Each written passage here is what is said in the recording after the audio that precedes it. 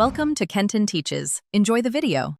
You begin by preparing a confined environment so dependencies do not leak. Create a venv and activate it. Install Python 3. 11 Plus and the framework you chose, for example Fast API for async speed or Flask for simplicity. Once done, scaffold routes, a basic app factory, and a requirements file. Make sure to initialize Git now and commit your working scaffold.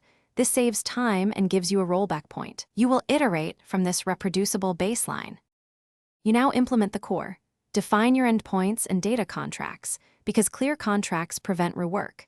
Connect an ORM like SQL Alchemy and create migrations with Alembic so schema changes are versioned.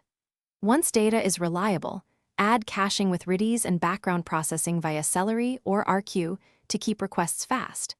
Make sure to add authentication using JWT or OAuth2 and centralize config. Then write tests that exercise main flows. You finalize by containerizing the app and wiring up continuous integration so builds are repeatable.